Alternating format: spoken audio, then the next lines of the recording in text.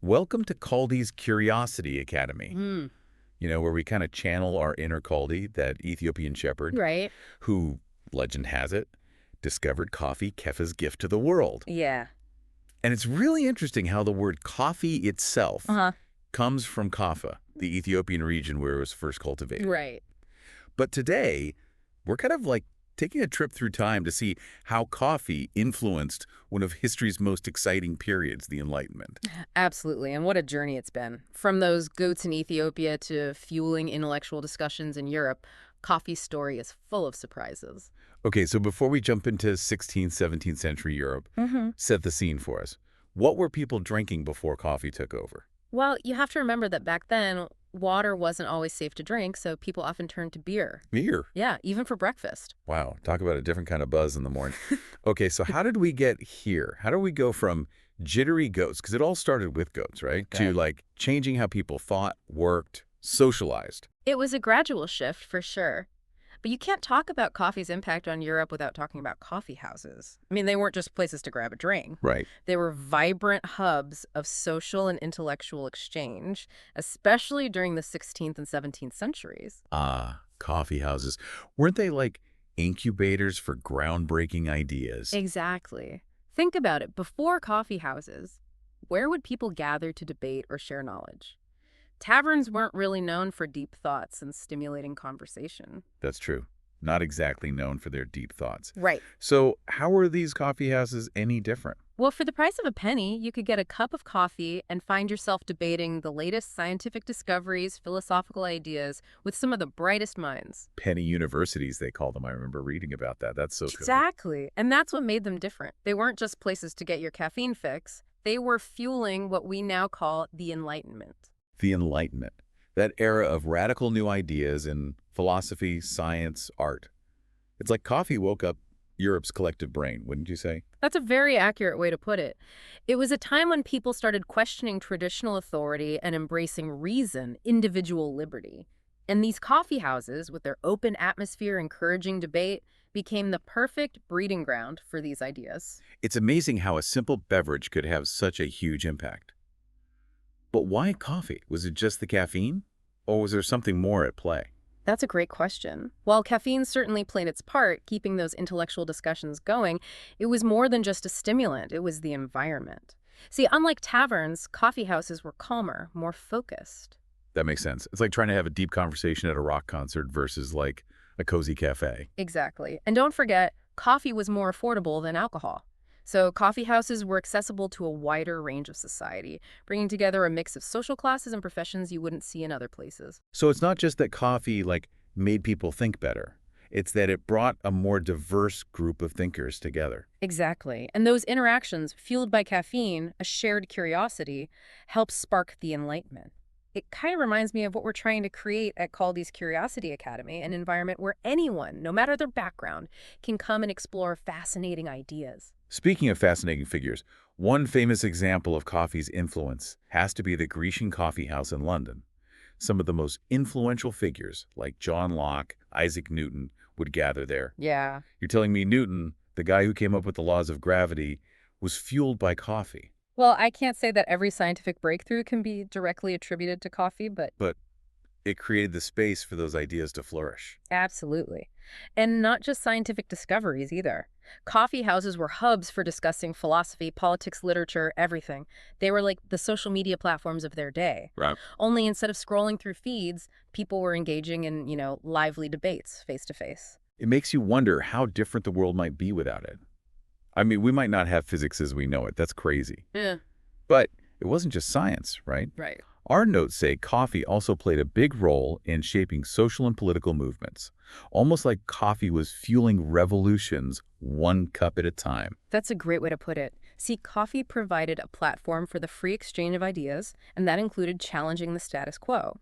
It's not a coincidence that many key figures of the Enlightenment were also associated with political and social reforms. So coffee wasn't just fueling intellectual revolutions, but social and political ones too.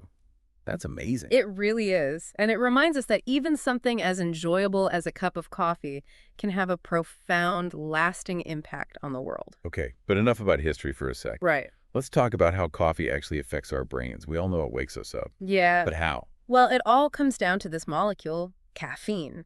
You Hmm. see, caffeine, it's like a master disguise in the world of brain chemistry. Okay, now you've got me intrigued.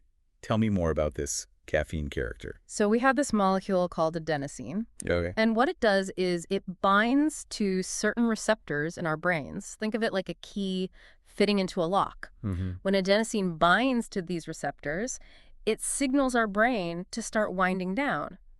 Feel sleepy. Makes sense it's getting late. Mm-hmm. I can practically feel the adenosine knocking on my brain's door. Right. So where does caffeine come in? Is it like picking the lock? You could say that. Caffeine is like that friend who shows up at a costume party dressed exactly like someone else.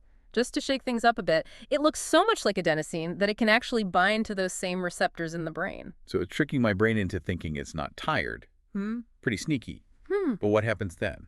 Well, when caffeine binds to those receptors, it blocks adenosine from doing its job. So the signal to feel sleepy, it doesn't get through. Hmm. And what happens? You feel more alert, energized, ready to go. So it's not just me being stubborn. There's actual brain chemistry happening. There's Okay, now that I know it's not just me being weak-willed, what about those other effects? Like the improved focus and concentration I get with coffee. Does caffeine deserve all the credit there too? Caffeine doesn't stop there. This chemical mimicry triggers a bunch of other effects in the brain. For one, it increases dopamine release, a neurotransmitter linked to motivation, reward, and pleasure. Wait, dopamine. Isn't that the same stuff that gets released when we do something pleasurable, like eating chocolate or, like acing a test? That's right. It's like your brain's reward system makes you feel good. So caffeine boosts dopamine, which is one reason that first cup can be so satisfying, even a little addictive. Yeah. And it doesn't stop there. Caffeine also ramps up norepinephrine, another neurotransmitter involved in attention, focus, and alertness. Okay, so not only are you less tired because the adenosine is blocked, but you get a boost of feel-good dopamine and focus-enhancing norepinephrine. Hmm. No wonder coffee is like essential in our work culture. Honestly, can't imagine getting through a day without it, can you? I have to admit, I rely on my morning coffee too. But as much as we focus on the stimulating effects of caffeine, it's important to remember that coffee is a complex beverage with a whole range of chemical compounds. Wait, so there's more to coffee than just caffeine. It's not just a glorious caffeine delivery system. I feel like my world just shifted a little bit. Consider your world officially shifted. Coffee is full of antioxidants, those powerful molecules that protect our cells from damage. Think of them as tiny superheroes fighting off damage and keeping our bodies healthy. Antioxidants, right. I think I remember that from, I don't know, was it biology class? Maybe it was one of Caldy's Curiosity Academy's other podcasts. In fact, I even read that coffee drinkers might have a lower risk of certain diseases, right? Yeah. Okay, so spill the beans. What kind of health benefits are we talking about? Well, studies have linked coffee consumption to a reduced risk of some serious health conditions like type 2 diabetes, heart disease, even some types of cancer. Wow, that's incredible. It's amazing to think that something we enjoy so much can actually be good for us. It is. But, like with most things, moderation is key. Moderation, the golden rule. So what's a healthy amount of coffee? Asking for a friend, of course. Of course. Most experts agree up to 400 milligrams of caffeine per day is generally safe for most adults.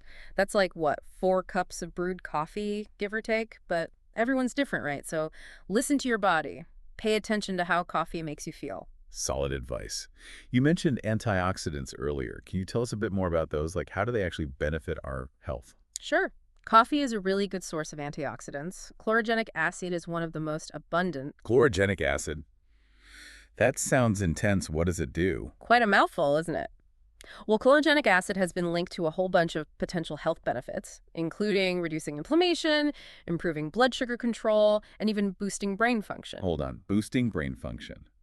So not only does coffee help me wake up, but it might actually be making me smarter. Is that what you're saying? Well, I wouldn't say it's a magic potion for intelligence or anything, but some studies suggest that chlorogenic acid might help protect against cognitive decline as we get older. Okay, that's still really impressive. So coffee could actually help keep our minds sharp as we age. Exactly. Of course, more research is always being done, but what we've seen so far is promising. That's amazing. And it's not just chlorogenic acid, right? There's other good stuff in coffee too, isn't there? Yeah, you're right. Coffee also contains beneficial compounds like caffeic acid and trigonellans, which have also been linked to various health benefits. This is incredible. I knew coffee was good for me, but I had no idea it was this good for me. It just goes to show there's always more to discover, even about something as familiar as coffee. And that's what Caldi's Curiosity Academy is all about, encouraging that sense of wonder. We're all about those things that make you go, whoa, that's wild. Whether it's the history of a drink or the intricacies of the brain, there's always something new to learn. Absolutely. And the best part is, the most fascinating discoveries are often right in front of us, just waiting for us to take a closer look. Just like Caldi and those curious goats, right? Speaking of discoveries, I'm really curious to learn more about coffee's impact on sleep. I mean, it keeps us awake. You'd think it'd be the enemy of good sleep. Right, it's a common thought. And while it's true, caffeine can interfere with sleep, the relationship between coffee and sleep is a bit more, well, complicated than that. Remember how we talked about caffeine blocking adenosine? Yeah, like that friend who dresses up as adenosine and steals their spot at the party. Right. But here's the thing. While caffeine's blocking those receptors, your body is still producing adenosine in the background. So it's like hitting the pause button on your sleepiness, but not actually getting rid of it. Exactly. And when that caffeine wears off, all that built-up adenosine is just waiting to flood your system. Cue the afternoon slump. I knew that friend would catch up with me eventually. Exactly. That's why it's so important to be mindful of when you have caffeine, especially if you're sensitive to it. Most experts recommend avoiding caffeine within 6 hours of bedtime, to make sure it doesn't mess with your sleep. Makes sense. Yeah. So, no more late-night coffee dates for me, unless I want to be up all night contemplating the mysteries of the universe. But what about those late-night coffee cravings? Is decaf really the hero we need? Decaf is kind of a paradox. It's coffee, but not quite. While they remove most of the caffeine, the decaffeination process also strips away some of those aroma and flavor compounds that make coffee so appealing. So it's like watching a movie trailer, getting all excited, and then realizing you have to wait a week to see the whole film. Aha, exactly. You get a taste, but it's missing something. That's a great analogy. But hey, for those who love that warm drink ritual without the caffeine jolt, decaf can definitely hit the spot. And hey, there's always herbal tea, right? True. There are plenty of ways to enjoy a relaxing evening ritual. It's funny how coffee has become this global ritual. It really is. I mean, from those elaborate coffee ceremonies in Ethiopia, where coffee's from, to like those bustling cafes in Italy. Right. Coffee's become this social glue, Yeah. a way to connect with others Absolutely. and share a moment. Yeah, and those connections, they go way beyond just casual meetups, Remember those coffee houses we were talking about? Yeah. The ones that helped shape intellectual movements, even revolutions. Oh, absolutely. Like Right. those salons in 18th century Paris, where philosophers and writers would hang out sipping coffee, debating Enlightenment ideas. Exactly. Or the coffee houses in London, centers of commerce and intellectual exchange. It's like the spirit of those coffee houses lives on today It really does. in places like Caldi's Curiosity Academy. It's amazing, isn't it? To think a simple drink could have such a huge impact on the world. It is. And the thing is, for all of coffee's global influence, it's also a deeply personal thing, Everyone has their own, unique relationship with coffee. Some people, it's their morning fuel. Others, it's an afternoon treat. There's no right way to enjoy it. And that's part of what makes coffee so special, right? Totally. It's a beverage that goes beyond cultural boundaries, economic status, heck, even time itself. Yeah. A constant in a constantly changing world. And as we've learned today, it's a drink that's full of surprises. Definitely. From its, ancient origins to the potential benefits for our brains, coffee is a pretty remarkable beverage. And who knows what other discoveries are still out there, right? Who knows? There's always more to learn and explore, and that's something worth celebrating. So if you're ready to keep that spirit of discovery alive, check out Caldi's Curiosity Academy. We've got a whole world of fascinating topics brewing, just waiting for you. Well said. Until next time, everyone, stay curious. And keep those coffee beans grinding.